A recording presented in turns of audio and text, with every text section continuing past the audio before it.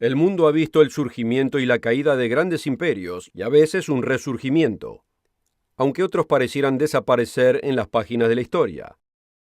Créase o no, el antiguo imperio asirio existe hoy en día y está cercano a resurgir al dominio mundial nuevamente.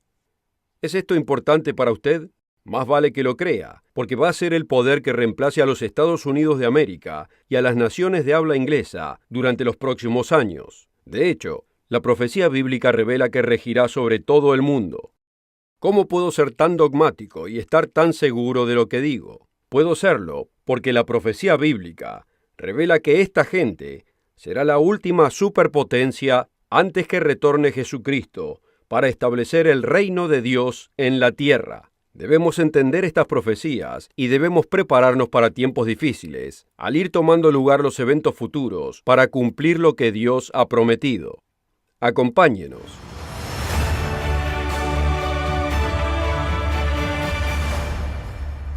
La Biblia es el libro más actualizado que pueda leer. Esta estupenda revelación de Dios nos provee con una guía práctica para la vida, nos da consejos sensatos para el matrimonio, sabiduría en las finanzas y hasta cómo relacionarnos con nuestro jefe. Toda esta sabiduría útil puede ser encontrada en la Biblia. Cómo vivir una vida cristiana es por supuesto el tema fundamental que encontrará. Pero ¿sabía que la Biblia además revela la identidad tanto de las naciones antiguas como también las modernas? Algunos países retuvieron sus nombres bíblicos, como Grecia, Libia, Egipto y Etiopía, que todavía están donde existían hace miles de años en los tiempos bíblicos, y básicamente son los mismos pueblos de hoy. Otras naciones llevan nombres que ellos se pusieron a sí mismos, que son distintos de los nombres bíblicos. Por ejemplo, la Biblia llama a la gente de Cipres Kitim, y los árabes son nombrados por su padre Ismael, como ismaelitas. La mayoría de los árabes hoy saben quién era su patriarca, y lo aceptan como que fue Ismael, el hijo de Abraham. Ahora, una de las antiguas naciones de Mesopotamia era Asiria, quienes descendieron de su padre Asur. Él es mencionado como uno de los hijos de Sem en Génesis capítulo 10, versículo 22, donde dice: los hijos de Sem, Elam, Asur, Arfaxad, Lud y Aram. Esto los hace a los asirios, primos de los israelitas, que descendieron de Abraham, quien nació 6 generaciones después de Arfaxad. De hecho, los asirios y los israelitas mantuvieron tiempos de guerra y agresión entre sí durante miles de años. Y créase o no, este mismo pueblo ha peleado en 2 guerras mundiales en el siglo pasado. ¿Puede adivinar quiénes son los asirios hoy en día? Responderemos a esta pregunta muy pronto, porque usted puede ser un descendiente de ellos. Los asirios vivían en el área norte de la moderna nación de Irak, en la zona del río Tigris. La capital era Nínive, llamada así por el rey Ninus. Un pequeño dato de la historia es que Ninus tuvo un hijo llamado Trebeta. Cuando Ninus murió, su reina, que se llamaba Semiramis, y que era la madrastra de Trebeta, lo despreció. Así que él huyó a la parte oriental de Europa, donde estableció una ciudad conocida como Tréveris. En esta antigua ciudad alemana existe una placa en una casa rojiza donde enuncia que Tréveris es 1300 años más antigua que Roma. Los romanos dicen que su primer ciudad fue fundada en el 753 a.C., lo cual indica entonces que Tréveris fue establecida por el príncipe asirio cerca de 2000 años antes de Cristo. Esto encaja muy bien con la cronología de Trebeta, de Ninus y de Semiramis. Así que cuando los asirios dejaron su territorio, cientos de años más tarde, como mucha gente que planea emigrar, buscaron un lugar donde su propia gente se haya asentado previamente. Tal fue el caso de Tréveris y del área adyacente. Esto es lo que sucedió con Tréveris y Alemania. Los asirios se asentaron en Alemania entre el segundo siglo antes de Cristo y el segundo siglo después de Cristo. Dios usó a los asirios para castigar a los israelitas por sus perversidades y por su idolatría pagana. En Segunda de Reyes capítulo 17, versículos 16 y 17, leemos lo siguiente: refiriéndose a Israel, y dejaron todos los mandamientos del Eterno su Dios, y se hicieron 2 becerros de fundición, también imágenes de acera, y adoraron a todo el ejército del cielo, y sirvieron a Baal. E hicieron pasar a sus hijos y a sus hijas por fuego. Esto era sacrificio humano. Y practicaron la adivinación y los encantamientos, y se entregaron a hacer lo malo ante los ojos del Señor, provocándole a la ira. ¿Y cuál fue el resultado? Leamos el versículo 6. En el año 9 de Oseas, tomó el rey de Asiria a Samaria, y llevó a Israel cautivo a Asiria, y los puso en Jalá y en Abor, junto al río Gozán, y en las ciudades de los medos. Casi todo Israel fue llevado en cautividad bajo los asirios. Durante siglos, Asiria e Israel vivieron uno al lado del otro. Los israelitas perdieron su lengua hebrea y adoptaron la lengua indo-germánica. Pero el imperio asirio iría a durar poco tiempo. Y en el 612 a.C., los babilonios capturaron a Nínive, la ciudad principal, y los asirios nunca más fueron una potencia en esa región. Entre el siglo II a.C. y el tercer siglo después de Cristo, los asirios comenzaron a moverse hacia el noroeste, internándose en Europa. Ahora los israelitas transmigraron paralelamente con ellos, así que estas 2 naciones que hablaban lenguas similares se internaron en el noroeste de Europa. Los israelitas se asentaron en la costa noroeste como los anglos, los sajones y los jutos, como también hay descendientes de Israel en el norte de Francia, en Bélgica, Países Bajos y Escandinavia. Mientras que los asirios, ellos se asentaron en las llanuras aluviales, entre los ríos Rin, Elba y el Ore, como también se asentaron en Austria y pasaron a ser los alemanes de hoy en día. Los antiguos asirios, con su profesión y tendencia militar, son los modernos alemanes de hoy. Asegúrese de contactarnos para requerir una copia gratuita de Una Alemania Resurgente, un cuarto Reich. Al escribir acerca de los asirios, pasando a ser los alemanes, el diccionario clásico de William Smith dice lo siguiente: no puede haber ninguna duda de que sean una rama de la raza indogermánica, quienes junto con los celtas emigraron hacia Europa desde el Cáucaso y los países alrededor de los mares Negro y Caspio. Extraído del diccionario clásico de William Smith, de biología griega y romana. Después de arribar en la región del Rin, este pueblo asirio se unió a otras tribus y, aprovechándose de la debilidad del Imperio Romano, al irse retirando los ejércitos romanos hacia Roma, estas tribus avanzaron ocupando el vacío. Si quisiera aprender más acerca de este fascinante tema, contáctenos y requiera el artículo del resurgimiento de Alemania, la resurgiente Alemania, un cuarto Reich. Este artículo le dará más pruebas y conocimiento acerca de la gente alemana, y verá cómo Dios tiene un propósito especial para este pueblo europeo, pero no antes de que aprendan a confiar en Dios, en vez de en su propia fuerza y poder. Bienvenidos al Mundo de Mañana, donde estamos discutiendo el hecho de que la antigua gente de Asiria se encuentra hoy en las regiones de Alemania y de Austria. Hasta ahora hemos visto que el antiguo imperio de Asiria se desintegró luego de ser derrocado por Babilonia en el 607 a.C., y después comenzó varias olas de migraciones hacia Europa. La mayoría de estas migraciones tomaron lugar al mismo tiempo que el Imperio Romano se expandía en el continente, y los ejércitos romanos se enfrentaron con esta gente, a quienes ellos llamaron germanos, o literalmente hombres de guerra. Es tiempo de poner a la historia y a la profecía bíblica en perspectiva. Hemos establecido los lazos históricos de los asirios con los modernos alemanes, pero ¿qué dice la Biblia acerca de los asirios? En Isaías capítulo 10 vemos una profecía detallada para los días que se aproximan, cuando Dios usará a los modernos asirios o alemanes para castigar a un pueblo rebelde. Vayamos al versículo 5.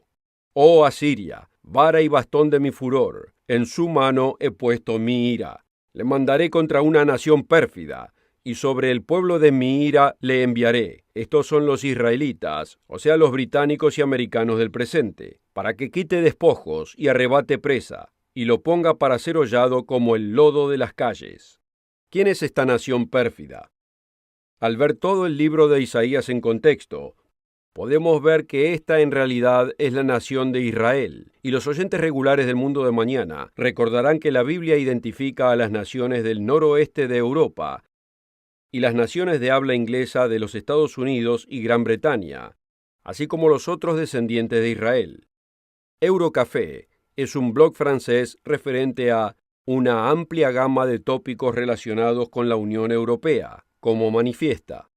En enero 23 del 2013, ellos enunciaron lo siguiente: Alemania no quiere necesariamente asumir el liderazgo político, pero la responsabilidad ha sido forzada en ellos por su poder económico y su rol en la Unión Europea.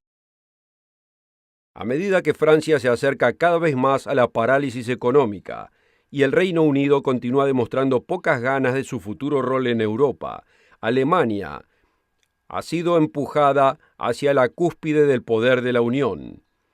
Puede que sea un líder involuntario, pero la historia ha demostrado que cuando Alemania es número uno, asume todo el poder que esto representa, incluyendo el poder militar. De acuerdo al libro de facto de la CIA, Alemania es la quinta potencia mundial con un producto bruto de 3.2 billones de dólares por año. Henry Kissinger, el cual nació en Baviera, dijo lo siguiente: Alemania es demasiado grande para Europa y demasiado chica para el mundo. En Jeremías capítulo 31, versículo 18, leemos que Efraín se lamentó por sus pecados. Ahora, Efraín era el primogénito heredero de Israel y debemos entender que podemos identificar a muchos de los pueblos de Inglaterra, Canadá, Australia, Nueva Zelanda y los sudafricanos de habla inglesa con Efraín. Y esto es lo que dice: Ciertamente he oído a Efraín lamentarse así. Me azotaste y castigado fui como novillo indómito. Conviérteme y seré convertido, porque tú eres el Eterno mi Dios. Fui avergonzado y humillado, porque llevé el oprobio de mi juventud. Y la respuesta de Dios la encontramos en el versículo 20. Dios dice: Pues desde que hablé contra él, fervientemente le he recordado. Por eso mis entrañas se conmueven por él. Ciertamente tendré de él misericordia, dice el Señor. Hasta ahora hemos visto que Dios usará a la moderna nación de Asiria, los alemanes, para castigar a su antiguo enemigo Israel, o sea, las naciones de habla inglesa. Retornemos ahora a ese capítulo de Isaías, capítulo 10, y veamos qué acontece. En el versículo 12 vemos que el orgullo de Asiria se enaltece, y en vez de admitir que Dios la ha usado para castigar a Israel, Él permite que su arrogancia se ensanche en su corazón. Dice lo siguiente: Pero acontecerá que después que el Señor hubiese acabado con toda su obra en el monte de Sión y en Jerusalén, visitaré sobre el fruto de la soberbia del corazón del rey de Asiria y sobre la gloria de la altivez de sus ojos. Veamos cómo otras traducciones enuncian este pasaje. Dice: Castigaré el fruto del corazón tenaz del rey de Asiria. Recientemente estaba leyendo un libro de dichos de personalidades famosas y noté que Adolfo Hitler hizo un comentario en el tiempo en que los alemanes invadieron a Polonia. Dirigiéndose al Reichstag, el 1 de septiembre de 1939, Hitler dijo lo siguiente: Como socialista nacional y como un soldado alemán, yo ingreso en este conflicto, y escuchemos ahora, con un corazón tenaz. Exactamente las mismas palabras que fueron usadas en Isaías para describir el corazón de los asirios, o sea, de los alemanes.